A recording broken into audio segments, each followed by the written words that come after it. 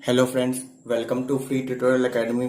आज का video class 10th में जो ज्योग्राफी की बुक है जिसमें chapter number first resources and development है, जिसे हिंदी में संसाधन एवं विकास कहते हैं, जिसका ये सेकंड पार्ट है। देखिए, इस चैप्टर का जो पहला वीडियो है जिसमें हमने कवर किया है व्हाट इज रिसोर्सेज, यानी रिसोर्सेज क्या होते हैं, कंडीशन फॉर रिसोर्सेज यानी रिसोर्सेज के क्या क्या कंडीशंस हैं, इसके बाद क्लासिफिकेशन ऑफ रिसोर्सेज, ओवरव्यू यानी कि हमने क्लासिफिकेशन ऑफ रिसोर्सेज के टाइप्स देखे थे और उसका डिटेल स्टडी नहीं किया था हमने। इस वीडियो में हम क्लासिफिकेशन ऑफ रिसोर्सेज के डिटेल स्टडी करने वाले हैं। और चौथा हमने पढ़ा था रिसोर्सेज चार्ट। यदि आपने इस चैप्टर का पहला पार्ट नहीं देखा है तो मैं डिस्क्रिप्शन में लिंक दे दूंगा, वहां से जाकर के आप देख सकते हो, या फिर हमारे चैनल के प्लेलिस्ट में ज्योग्राफी का सेक्शन मिल जाएगा, जहां से भी आप जाकर के देख सकते हो। तो बिना किसी टाइम वेस्ट के चलिए शुरू करते हैं सेकंड पार्ट।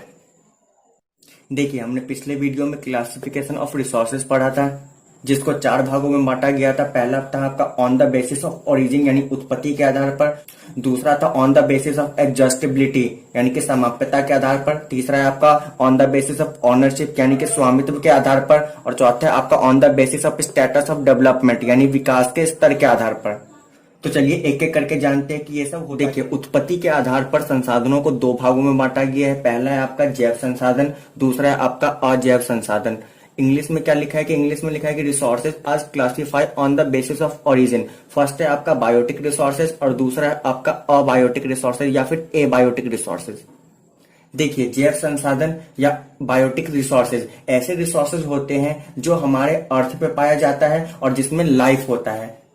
एग्जाम्पल के लिए ह्यूमन बींग्स यानी कि मानव, इसके अलावा फ्लोरा यानी कि वनस्पति, पेड़ पौधे हो गया आपका, वन जंगल, ये सब आ जाएंगे फ्लोरा के अंदर। और अगला है आपका फौना। फौना के अंदर जंतु समूह यानी कि जानवर वगैरह आ जाते हैं। तो ये आपके जैविक संसाधन। इंग्लिश में मैं आपको पढ़ के बता देता हूं कि these are obtained from biosphere and have life. ठीक है, यानी कि इन संसाधनों की प्राप्ति जीव मंडल से होती है और इनमें जीवन होता है। इसके अलावा है आपका अजैविक संसाधन यानी कि एबायोटिक रिसोर्सेज, जो नॉन लिविंग थिंग्स से बने होते हैं यानी कि निर्जीव वस्तुओं से बने होते हैं। उदाहरण के लिए रॉक्स हो गया, मेटल्स हो गए, और भी बहुत सारे हैं एग्जाम्पल। तो आपको ये याद रखना है यहाँ पे कि ऐसे ऑब्जेक्ट या ऐसी वस्तु जो निर्जीव वस्तुओं से या फिर नॉन लिविंग थिंग्स से बने होते हैं, वे सब अजैविक संसाधन या फिर एबायोटिक रिसोर्सेज के अंतर्गत आते हैं या अंदर आते हैं। इंग्लिश में क्या लिखा है कि all these things which are composed on non livings, यानी कि वे सभी संसाधन जो निर्जीव वस्तुओं से बने होते हैं। अगला है आपका कि समाप्यता के आधार पर संसाधनों को 2 भागों में बांटा गया है। पहला है आपका नवीकरणीय संसाधन और दूसरा है आपका अनवीकरणीय संसाधन। इंग्लिश में लिखा है कि resources are classified on the basis of exhaustibility. First है आपका रिन्यूएबल रिसोर्सेज और सेकंड है आपका नॉन रिन्यूएबल रिसोर्सेज। देखिए, रिन्यूएबल रिसोर्सेज या फिर नवीकरणीय संसाधन ऐसे प्राकृतिक संसाधन जिन्हें एक बार उपयोग करने के बाद प्रकृति द्वारा फिर जल्दी से पुनः स्थापित किया जा सके और पुनः उपयोग में लाया जा सके। इंग्लिश में लिखा है natural resources which can be replaced and reused by nature in a short span of time. इसका मतलब ये होता है कि ऐसे नेचुरल रिसोर्सेज जिसे आप एक बार यूज कर लेते हो तो प्रकृति द्वारा दोबारा से स्थापित कर दिया जाता है, यानी दोबारा से बायोस्फीयर में आ जाता है या फिर जीव मंडल में आ जाता है, जिसे आप दोबारा यूज कर सकते हैं। उदाहरण के लिए सोलर एनर्जी हो गया, यानी कि जो सूर्य की रोशनी होती है उसका यूज करके आप एनर्जी बना लेते हो। ठीक है, तो दूसरा है आपका वाइंड एनर्जी। तो वाइंड को आप कितना भी यूज कर लो, ये जीव मंडल से या फिर बायोस्फीयर से समाप्त नहीं होगा या खत्म नहीं होगा, क्योंकि हमारे बायोस्फीयर में अनलिमिटेड एयर है। अगर एयर नहीं होगा तो लिविंग ऑर्गेनिज्म ही नहीं पाए जाएंगे। इसके अलावा वाटर भी अनलिमिटेड है हमारे बायोस्फीयर में। इसके अलावा आपका सॉइल भी अनलिमिटेड है। ठीक है, इसको आप कितना भी यूज करो ये खत्म नहीं होगा। इसके अलावा लिविंग ऑर्गेनिज्म, तो ये आपके एग्जाम्पल है रिन्यूएबल रिसोर्सेज के, जिसको हिंदी में नवीकरणीय संसाधन कहते हैं। नेक्स्ट है आपका नॉन रिन्यूएबल रिसोर्सेज यानी कि अनवीकरणीय संसाधन। ये ऐसे प्राकृतिक संसाधन होते हैं जिनको एक बार आप यूज कर लेते हो ना तो दोबारा आप इसको बना नहीं सकते हो, क्योंकि इसको बनाने में लाखों अरबों वर्ष लग जाते हैं। तो वही लिखा है इंग्लिश में natural resources which once get exhausted can not be remade, they take a long geological period of time. इसके एग्जाम्पल है fossil fuels, diamond, metals. Fossil fuel के अंदर पेट्रोल, डीजल, ठीक है, कोयला, नेचुरल गैस यानी प्राकृतिक गैस, ये सारे आ जाते हैं। तो ये आपका नॉन रिन्यूएबल रिसोर्सेज यानी कि अनवीकरणीय संसाधन का डेफिनेशन है और ये आपका एग्जाम। देखिए, ओनरशिप के बेसिस पर रिसोर्सेज को 4 भागों में बांटा गया है। फर्स्ट है आपका इंडिविजुअल रिसोर्स, सेकंड है कम्युनिटी ऑन्ड रिसोर्स, थर्ड है आपका नेशनल रिसोर्स, फोर्थ है आपका इंटरनेशनल रिसोर्स। हिंदी में लिखा है फर्स्ट व्यक्तिगत संसाधन, दूसरा है आपका सामुदायिक स्वामित्व संसाधन, तीसरा है आपका राष्ट्रीय संसाधन और चौथा है आपका अंतर्राष्ट्रीय संसाधन। देखिए, पहला है आपका इंडिविजुअल रिसोर्स यानी कि व्यक्तिगत संसाधन। तो व्यक्तिगत संसाधन ऐसे संसाधन होते हैं जिसका मालिक केवल एक ही होता है। एग्जाम्पल के लिए किसान की जमीन या अपनी जमीन, इसमें जमीन की जो कागजात है वो किसी एक ही व्यक्ति के नाम पे होता है। इसी तरीके से आपका घर हो गया, तो घर की भी रजिस्ट्री जो है किसी एक ही व्यक्ति के नाम पर होता है। तो वही लिखा है यहाँ पर आपका कि इनका मालिक केवल एक ही व्यक्ति होता है। इंग्लिश में लिखा हुआ है the resources on by individuals, यानी जिन संसाधनों का स्वामित्व निजी व्यक्तियों के पास होता है वो आपका क्या कहलाएगा, इंडिविजुअल रिसोर्स या फिर व्यक्तिगत संसाधन कहलाएगा। नेक्स्ट है आपका कम्युनिटी ऑन्ड रिसोर्सेज यानी कि सामुदायिक स्वामित्व संसाधन, यानी ऐसे संसाधन जिनका यूज किसी एक क्षेत्र में रहने वाले सभी लोग करते हैं उसे सामुदायिक स्वामित्व संसाधन या फिर कम्युनिटी ऑन्ड रिसोर्स कहते हैं। एग्जाम्पल के लिए पब्लिक पार्क हो गया, तो पब्लिक पार्क के आसपास रहने वाले सभी लोग इस पार्क में जा सकते हैं, खेल सकते हैं, बैठ सकते हैं और भी बहुत चीजें कर सकते हैं। इसका मतलब ये है कि उस एरिया के सभी व्यक्ति इस पार्क का यूज कर सकते हैं। इसी तरीके से दूसरा है आपका पिकनिक स्पॉट्स, तो पिकनिक स्पॉट पर भी बहुत सारे व्यक्ति जा सकते हैं और एंजॉय कर सकते हैं। इसका मतलब ये है कि कोई किसी एक व्यक्ति के लिए पिकनिक स्पॉट नहीं है, सभी व्यक्ति यहाँ जा सकते हैं और एंजॉय कर सकते हैं। तो यही कहा गया है कम्युनिटी ऑन रिसोर्स में। अगला है आपका ब्यूरियल ग्राउंड यानी कि शमशान घाट। तो शमशान घाट में भी इसके आस पड़ोस में रहने वाले जितने भी लोग होते हैं वही दाह संस्कार करने के लिए यहाँ जाते हैं। तो इसका मतलब ये है कि ये भी पूरी कम्युनिटी के लिए ही उपलब्ध है, यानी किसी कोई एक व्यक्ति इसका यूज नहीं कर सकता, उसके आस पड़ोस में जितने भी लोग रहते हैं वे सब इसका यूज कर सकते हैं। इस तरीके से आपका पॉन्ड्स हो गया, तो तालाब का पानी भी इस क्षेत्र में रहने वाले जितने भी लोग हैं वे यूज कर सकते हैं।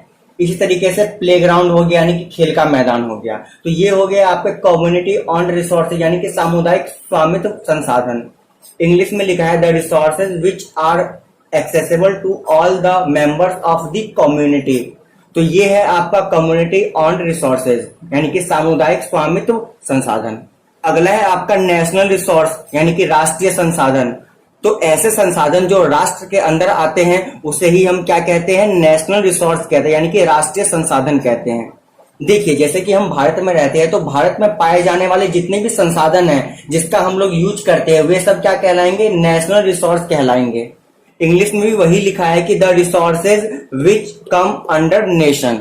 एग्जाम्पल के लिए रोड्स हो गए, पुल्स हो गए, रेलवे लाइंस हो गए, ये सब क्या है आपका नेशनल रिसोर्स के अंदर आता है। और भी बहुत सारे एग्जाम्पल है। इसी तरीके से यदि कोई व्यक्ति अमेरिका का है और वो अमेरिका के अंदर रिसोर्सेज यूज कर रहा है तो वो क्या कहलाएगा, वो भी नेशनल रिसोर्स कहलाएगा, लेकिन वो अमेरिका का नेशनल रिसोर्स कहलाएगा। अगर हम भारत के अंदर भारत का रिसोर्स यूज कर रहे हैं तो वह भारतीय या वह इंडियन नेशनल रिसोर्स कहलाएगा। नेक्स्ट है आपका इंटरनेशनल रिसोर्स यानी कि अंतरराष्ट्रीय संसाधन। देखिए, ऐसे संसाधन जिन पर तट रेखा से 200 किलोमीटर की दूरी से परे मतलब 200 किलोमीटर दूरी के बाद खुले महासागरीय संसाधनों पर किसी देश का अधिकार नहीं होता है, उसी को ही हम अंतर्राष्ट्रीय संसाधन यानी कि इंटरनेशनल रिसोर्स कहते हैं।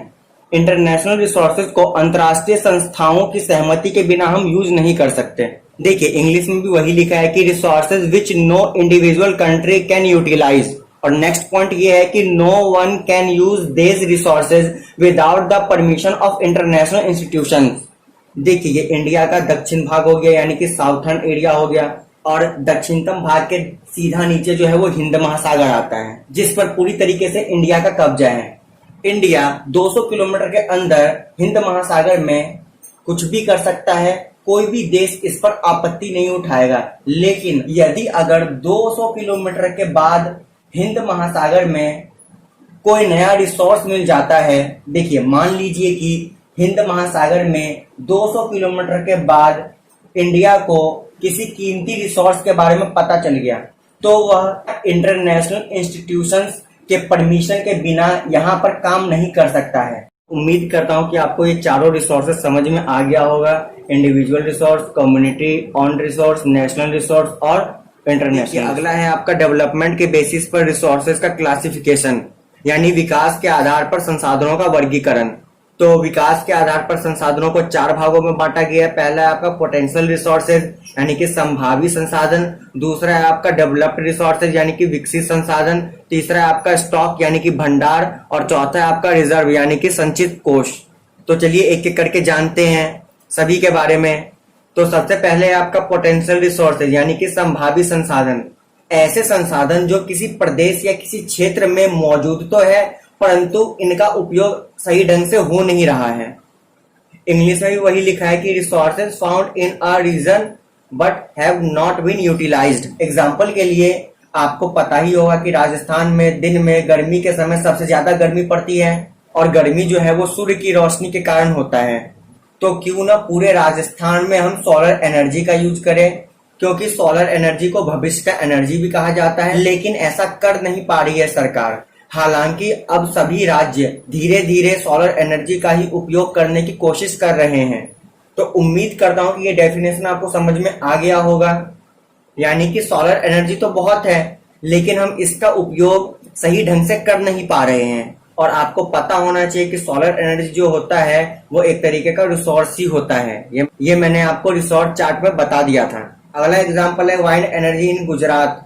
देखिए गुजरात के जो कोस्टल एरिया है यानी तटीय क्षेत्र है वहां पर हवाएं बहुत तेज तेज चलती है, जिसका उपयोग हम पवन ऊर्जा यानी कि वाइंड एनर्जी के रूप में कर सकते हैं और सही ढंग से कर सकते हैं।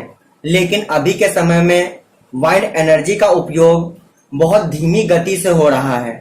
तो आपको समझ में आ गया होगा कि सोलर एनर्जी और वाइंड एनर्जी ये अनलिमिटेड मात्रा में उपलब्ध है लेकिन हम इसका उपयोग जो है वह सही ढंग से कर नहीं पा रहे हैं। तो यही है आपका पोटेंशियल रिसोर्सेज। अगला है आपका डेवलप्ड रिसोर्सेज यानी कि विकसित संसाधन। ये ऐसे संसाधन होते हैं जिनका सर्वेक्षण भी हो चुका होता है। सर्वेक्षण मतलब होता है सर्वे, और इसकी क्वालिटी और क्वांटिटी भी डिटरमाइन किया जा चुका होता है। ऐसे रिसोर्सेज को हम डेवलप्ड रिसोर्सेज कहते हैं या विकसित संसाधन कहते हैं। इंग्लिश में यही लिखा है कि resources which are surveyed and their quality and quantity has been determined for utilisation. अगला है आपका स्टॉक यानी कि भंडार।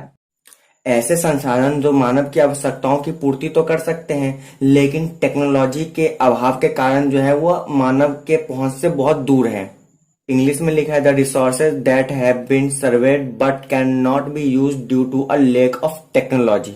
एग्जाम्पल के लिए हाइड्रोजन और ऑक्सीजन ऊर्जा का मेन सोर्स बन सकता है लेकिन इनको मेन सोर्स बनाने के लिए हमारे पास अभी कोई टेक्नोलॉजी नहीं है। अगला है आपका रिजर्व यानी कि संचित कोष।